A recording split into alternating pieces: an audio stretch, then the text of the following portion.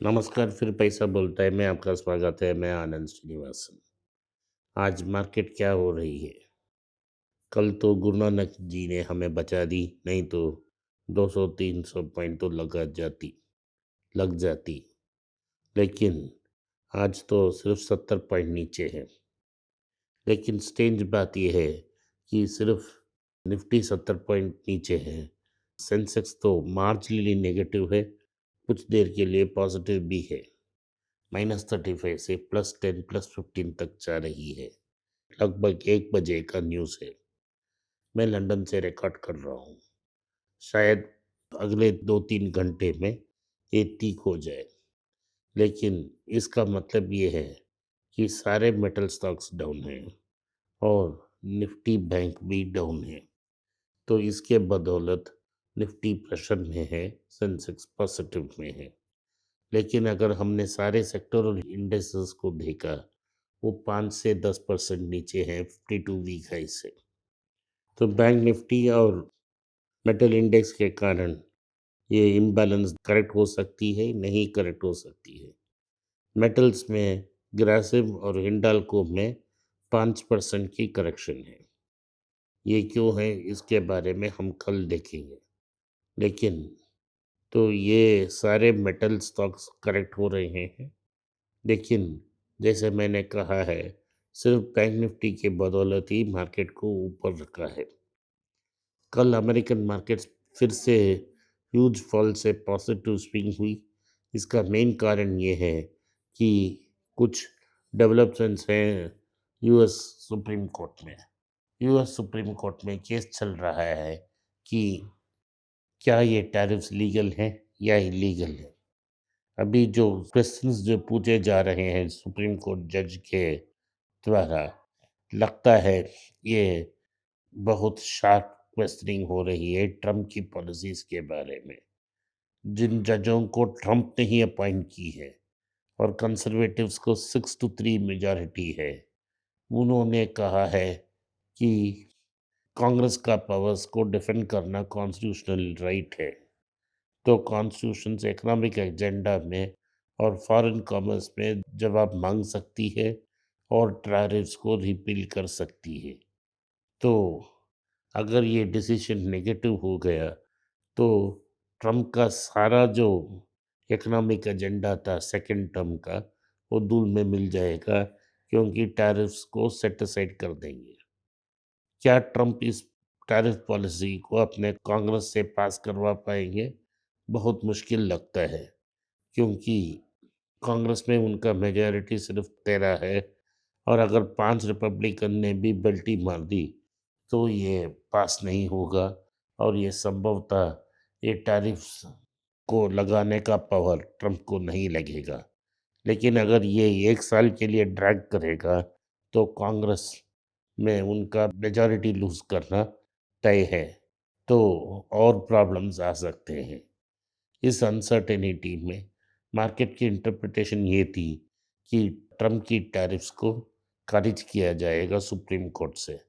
अगर ये खारिज किया जाएगा तो मार्केट्स वापस रीसेट हो सकती है। इस खुशी के लिए ही मार्केट ऊपर गई थी। कल सोने के दाम नीचे गई थी, आज सोने के दाम 70 रुपया और ऊपर आ गई। तो सोने का प्राइस वही स्टेबल है 11,250 11,300 में। मेरा मानना है कि ये 200-300 रुपया इधर उधर जाएगा और ये एक बेस फॉर्म करेगा। अभी बेस फॉर्म करने में बहुत टाइम है। अगले 30-40 दिन में अगर यही रेट पे रहा है तो ये एक बेस हो जाएगा। मेरा मानना है कि 11,000 से लेके 11,350 11,400 तक ये बेस बन सकती है। अगर यूएस की रेट कट्स दिसंबर में आएगी तो और ऊपर जाएगी सोना। अगर रेट कट स्तंभित हो गई तो सोना और नीचे आ सकती है। यही सोने के बारे में मेरा ओपिनियन है। चांदी का ओपिनियन ये है कि चांदी और नीचे आना चाहिए, कल भी नीचे आई और अभी 140 के आसपास ही चांदी को बेच सकते हैं। जिन्होंने चांदी को धनतेरस और दिवाली के समय खरीदा, उनके लिए ये बड़ा नुकसानदायक हो सकता है। भारत में कुछ स्टॉक्स के बारे में हम बात करेंगे। महिंद्रा एंड महिंद्रा ने आरबीएल में अपना सारा स्टेक बेच दी। जिस प्राइस में उन्होंने 2 साल पहले इसको खरीदा और आज उन्होंने बेचा, इसमें उनको 64% का प्रॉफ़िट मिला। लेकिन ये बात नहीं है कि उनको ये हज़ारों करोड़ का प्रॉफ़िट मिल गया। लेकिन बात ये है कि आनंद महिंद्रा जब निवेश किया, उन्होंने बोला कि वो लॉन्ग टर्म बैंक के लिए कर रहे हैं और बैंक को स्टेबलाइज़ करने के लिए और स्टेक को इंक्रीज़ करेंगे। जब एम्ब्रिट्स एनबीडी इन्वेस्ट करने की बात कर रहा है, बजाय और पैसा डाल के बैंक को स्ट्रेंथन करने के बजाय महिंद्रा पैसा वापस लेके जा रहा है। यही मैं बोल रहा हूँ, महिंद्रा एंड महिंद्रा और टाटास की डिफरेंस है। अगर टाटास ने एक जगह इन्वेस्ट की और टर्न अराउंड की बात की है कि उन्होंने पैसा लगा के कंपनी को फुली टर्न अराउंड की, जैसा उन्होंने कोरस में किया। लेकिन महिंद्रा के पास एम्बिशंस बहुत ज़्यादा है, पैसा कम। वो जावा को टर्न अराउंड नहीं कर पाए, वो ससमयांग को टर्न अराउंड नहीं कर पाए और आज आरबीएल में एग्जिट भी हो गई है, प्रॉफिटेबल एग्जिट हो गई है। लेकिन महिंद्रा एंड महिंद्रा एक लॉन्ग टर्म प्लेयर है, एक शॉर्ट टर्म ट्रेडर हमारा जैसा नहीं है, जो पैसा डाल के 2 साल में पैसा निकालना उनका प्राइमरी बिज़नेस नहीं है। तो ये रहा महिंद्रा महिंद्रा की बात।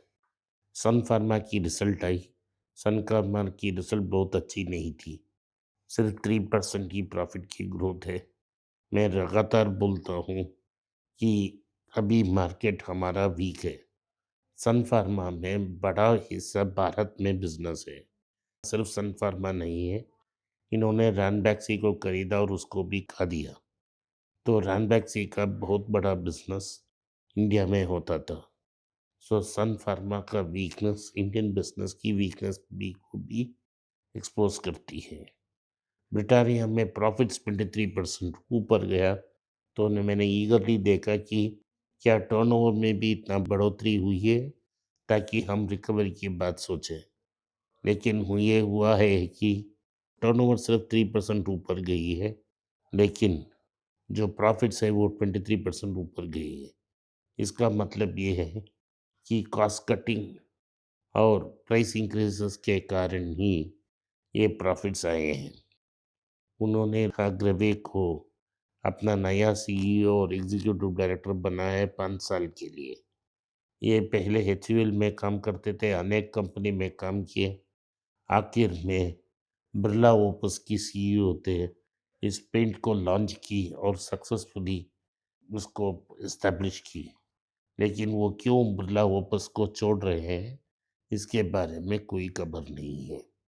ओपन एआई ने कहा है कि वो भारत में इंजीनियर्स को रिक्रूट करेंगे और एक इंटरप्राइज सॉल्यूशन के लिए बिल्डअप करेंगे। ओपन एआई का एक्नॉलेजमेंट ये है कि दुनिया में एआई का सबसे बड़ा दूसरा मार्केट चाइना का बाद भारत ही है, इसलिए उनका भारतीय फोकस है। टाइटन ने कहा है कि प्राइसेस कूल ऑफ हुए हैं गोल्ड, ये उनके लिए फेवरेबल रहेगा और वो मोमेंटम को जारी रखेगा। अभी वेडिंग सीजन आने वाले हैं, इसीलिए उनका सेल्स की बढ़ने की कोशिश भी कर रहे हैं।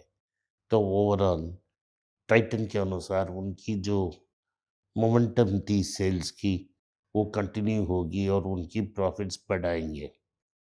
तो ये टाइटन के लिए अच्छी खबर है, प्रॉफिट्स बढ़ेगी। लेकिन हम इसे एंटर नहीं कर पाएंगे क्योंकि वैल्यूएशंस बहुत ज़्यादा हैं। मैंने कहा था कि ओखला इंडिया लिमिटेड एक डेनिश कंपनी ने खरीदा, डिस्ट्रीब्यूशन को स्ट्रेंथन किया और प्रोडक्ट को डिस्ट्रीब्यूट करके बिल्डअप किया। अगर आप मार्केट में गए, ओखला को कोई जानता नहीं, लेकिन एमटीआर को जानते हैं। एक इंडियन ब्रांड को खरीद कर पैसा बना के 15-20 साल बाद इसे एक वापस भारतीय स्टॉक इन्वेस्टर्स को हाई वैल्यूएशन में सिर्फ 20% बेच के जो पैसा उन्होंने इन्वेस्ट किया, उससे कई मल्टीपल्स उन्होंने भारत से बाहर गया है। फिर भी कंपनी के पास 75% का कंट्रोल है।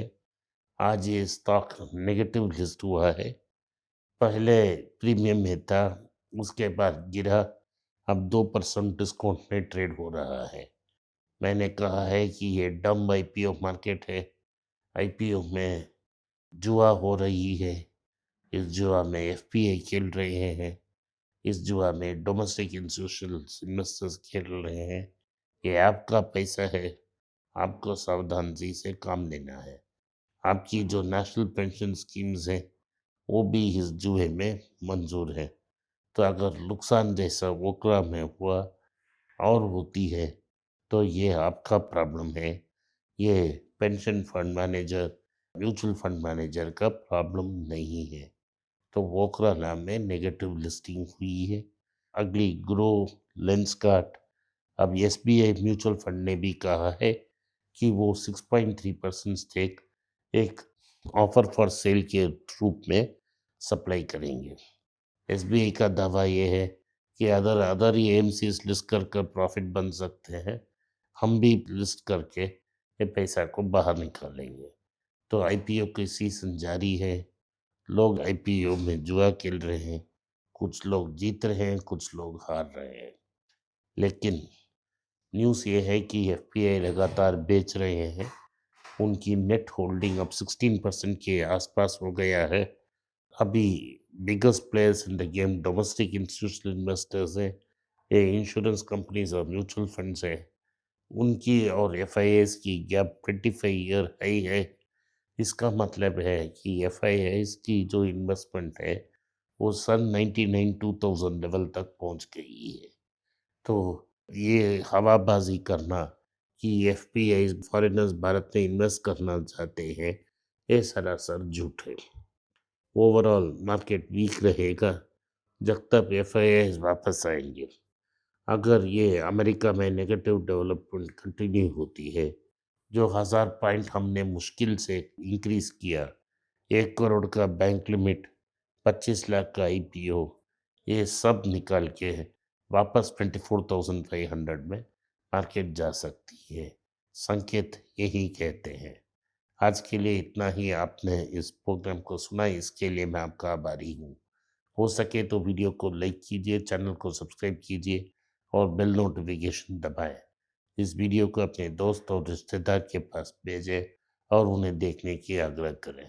नमस्कार, धन्यवाद, जय हिंद। नीचे एक ईमेल स्क्रॉल हो रहा है, इसका ईमेल एड्रेस है paisa.bolta hai.np@gmail.com। अगर आप मुझसे संपर्क करना चाहते हैं तो इस ईमेल में मेल भेजें, मेरी टीम आपसे बात करेगी। फिर से बता रहा हूँ मैं, paisa.bolta hai.np@gmail.com।